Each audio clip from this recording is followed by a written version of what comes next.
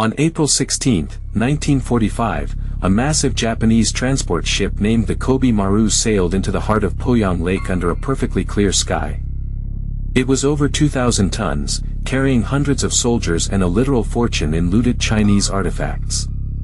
The water was calm, the visibility was miles deep, and there were no enemy vessels in the area. Within minutes, the ship was gone. No distress signal was sent. No explosion was heard. When a search party arrived hours later, they found a surface as smooth as glass. There was no oil slick, no floating debris, and not a single life jacket. It was as if the lake had opened its mouth and swallowed the vessel whole. This was not an isolated incident. For over 1,000 years, a specific stretch of water near the Laoye Miao temple has been the site of a systematic erasure of human presence. This is the story of China's Bermuda Triangle, a place where the laws of physics seem to bend, and where the Chinese government has spent decades trying to suppress a truth that defies modern science. To understand the disappearance of the Kobe Maru, we have to look at what happened next. The Japanese military, refusing to believe a 2,000-ton ship could vanish in shallow water, sent a team of 7 elite salvage divers to the site. The lake at that point is only about 30 meters deep. It should have been a routine operation. 6 of the divers never surfaced. The 7th was eventually pulled up, but he was no longer the man who had gone down. He was catatonic, his eyes wide with a terror that bypassed language. He never spoke another word for the rest of his life.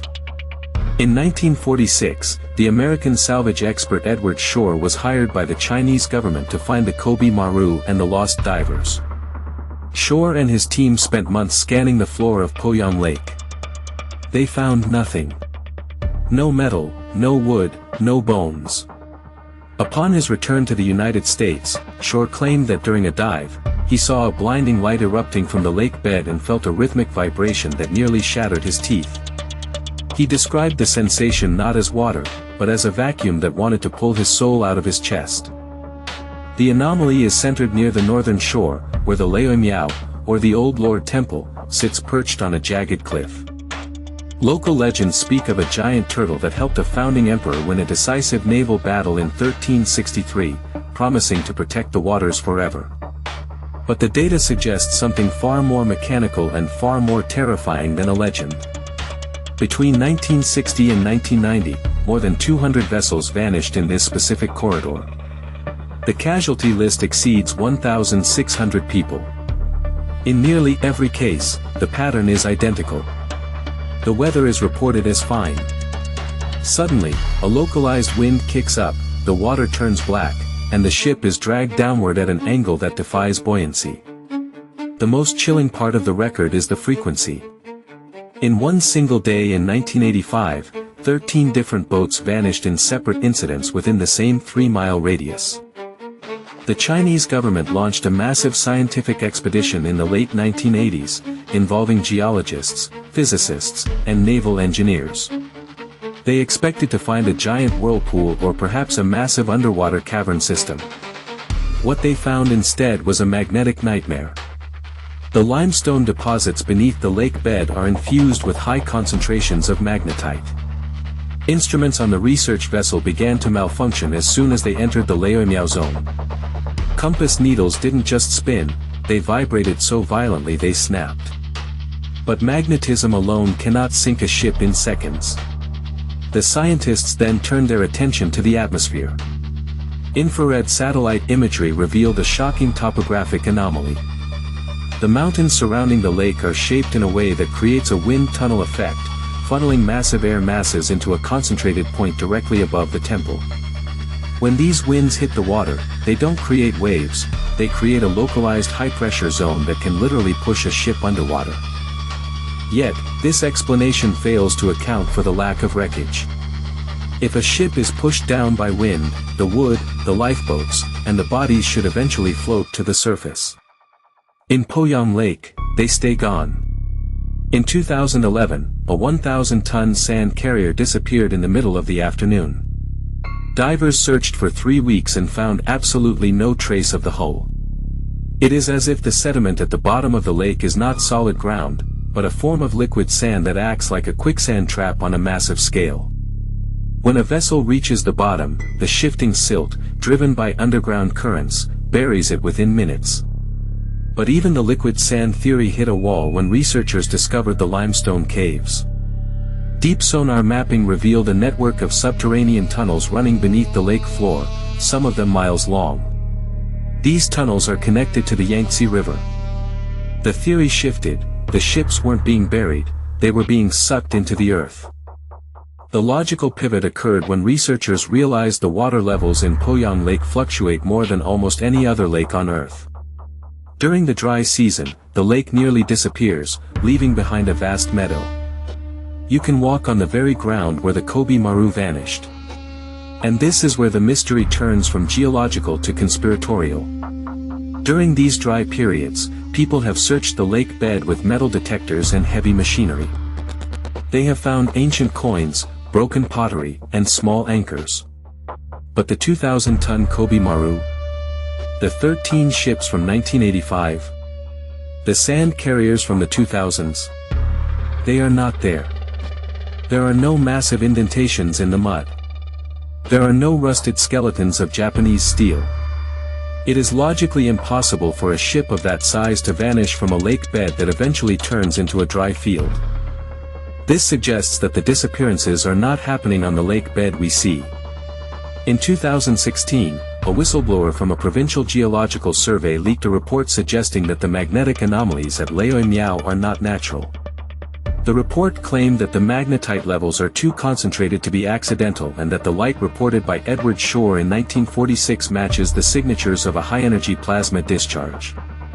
If this is true, the wind tunnel and the liquid sand are merely side effects of a much larger, subterranean energy source. Some independent researchers argue that the area sits on a major tectonic junction that occasionally releases massive amounts of electromagnetic energy, creating a temporary mirage or a localized warping of the water's surface tension. Wait until you hear the testimony of the 1977 survivors. A small fishing boat was caught in the zone when the water began to boil without heat. The captain described seeing a white, glowing mist rise from the surface. He claimed that as the mist touched the bow of his boat, the wood began to turn translucent. He managed to steer the boat out of the mist, but the two men standing at the bow were gone. They didn't fall overboard. They didn't scream. They were simply no longer there. This brings us to the most uncomfortable possibility of all, that the Laoye Miao anomaly is not a graveyard, but a gateway. The geological structures, the magnetic interference, and the atmospheric pressure might be converging to create a physical phenomenon that science is not yet ready to categorize. The Chinese authorities have since restricted diving in the Laoye Miao region, citing dangerous currents. But the local fishermen tell a different story. They talk about the ghost fleet that appears during the heavy mists of the Lunar New Year. They describe seeing the silhouette of a massive, 1940s-style transport ship gliding silently across the water, only to vanish when a light is shone upon it. Could the Kobe Maru be trapped in a loop of energy, manifesting only when the atmospheric conditions match the moment of its disappearance? The official stance remains that the Bermuda Triangle of the East is a combination of bad weather and complex topography. But if that's the case, why has the most advanced sonar technology on the planet failed to locate a single scrap of the thousands of tons of steel lost in these waters? As we look closer at the 1363 Battle of Lake Poyang, another chilling detail emerges. Historical texts describe the sky splitting open and a dark dragon descending to destroy the fleet of the rebel Qin Yuliang. Modern analysts suggest this was a massive waterspout, but the texts are specific. The dragon didn't just destroy the ships, it took them. For 7 centuries, the narrative hasn't changed. From the dragon of the 1300s to the plasma lights of the 1940s to the electromagnetic pulses of the 21st century, the phenomenon remains consistent. The information gap here isn't about where the ships went. It's about what is actually under the lake floor that requires that much energy to hide. The final reveal comes from a recent core drilling sample taken from the deepest part of the Laoye Miao Trench. The researchers expected limestone and silt. Instead, they hit a layer of non-terrestrial alloy at 200 meters deep. The drilling bit, made of industrial diamond, was sheared off as if it had hit a rotating blade. Shortly after this discovery, the project was classified, and the site was closed to all non-military personnel. The ships are not in the sand, they are not in the tunnels, and they are not in the Yangtze. They are being utilized. The quicksand isn't a geological trap, it's a cloaking mechanism. The Kobe Maru didn't just sink. It was harvested. The sheer force required to snap an industrial diamond bit is astronomical, yet the government report filed it under equipment fatigue. This brings us to the most overlooked aspect of the Laoye Miao phenomenon, the biological impact. Local villagers who live within 5 miles of the temple report a specific type of chronic insomnia accompanied by a low-frequency hum that seems to vibrate through their skulls. In 1992, a team of independent neurologists conducted an unauthorized study on the elders of the nearby fishing villages. They found that over 60% of the population suffered from advanced cortical calcification, a condition usually seen in patients exposed to high-intensity microwave radiation. This is the 80% of the truth that is buried under layers of state-sponsored geological excuses. The lake is not just a body of water, it is a functioning piece of machinery that interacts with the human nervous system before it consumes the physical vessel. Consider the 1984 incident involving a local salvage crew that attempted to recover a sunken transport from the Ming dynasty. They weren't looking for the Kobe Maru, they were looking for historical gold. According to the only survivor, the water didn't just turn dark, it turned thick. He described the sensation of trying to swim through oil, even though the water remained clear to the eye. As they neared the coordinates of the wreck, the sonar on their boat began to display impossible geometry. Instead of a flat lake bed, the screen showed a series of perfect, repeating cubes extending miles into the earth. Before they could record the data, a sonic pulse emanated from the center of the lake. It was a sound so low it wasn't heard by the ears, but felt in the stomach. The survivors' 2 companions began to bleed from their tear ducts and collapsed instantly. The boat didn't sink, it simply began to deconstruct. The rivets popped out as if pushed by invisible fingers, and the steel plates separated with surgical precision. This wasn't a wreck caused by a storm, it was a systematic disassembly of matter. The logical pivot here is the connection between Poyang Lake and the Devil's Sea off the coast of Japan. Both locations sit on the same latitudinal line, and both are characterized by vile vortices, areas of the planet where the electromagnetic field is fundamentally broken. But while the Devil's Sea is an open ocean, Poyang Lake is a closed system. This makes the Laoye Miao zone a much more efficient laboratory for whatever force is operating beneath the surface.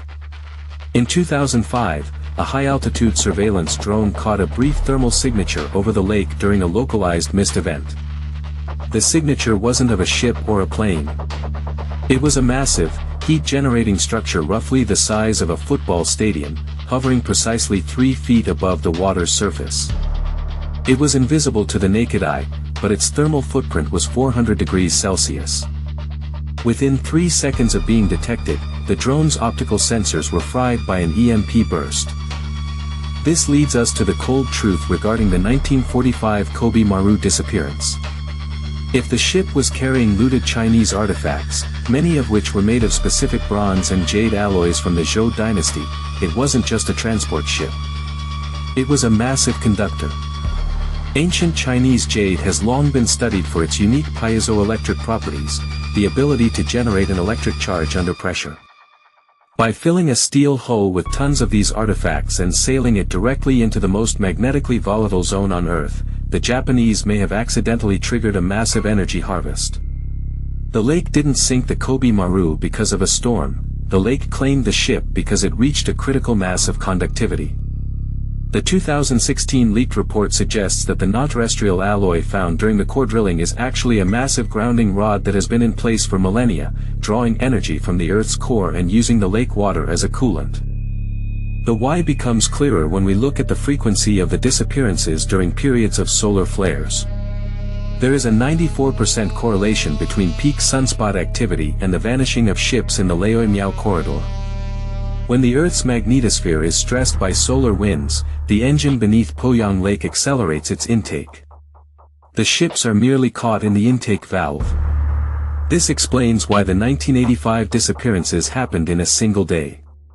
The solar activity that morning was at a decadal high.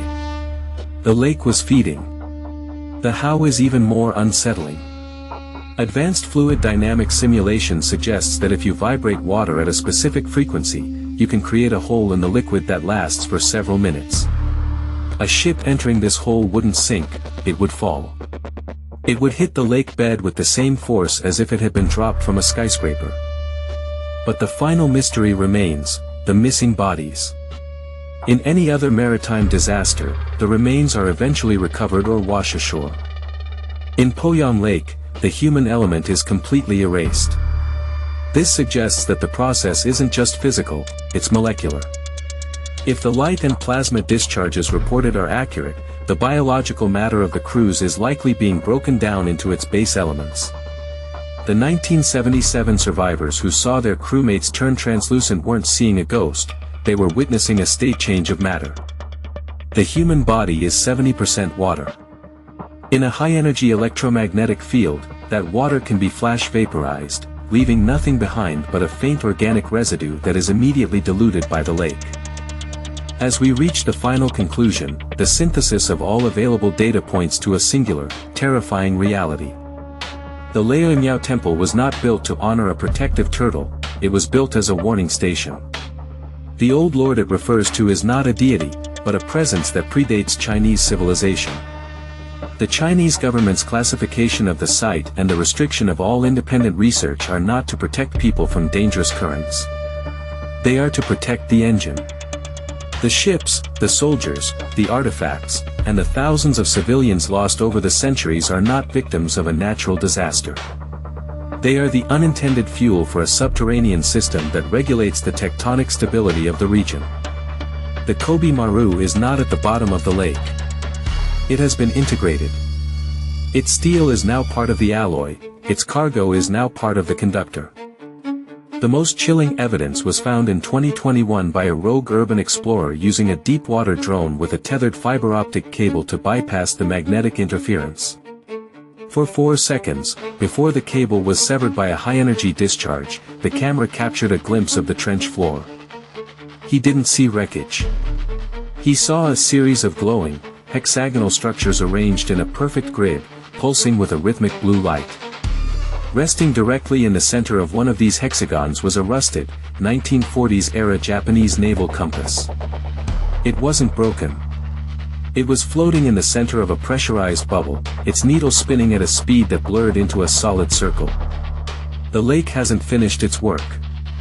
As the global magnetic poles begin to shift, the activity at Laoye Miao is increasing. The next time the mist rises and the water begins to boil, it won't be a single ship that vanishes. The information gap is no longer about what happened in 1945. It is about when the engine will finally reach full capacity, and what happens to the rest of the world when it does.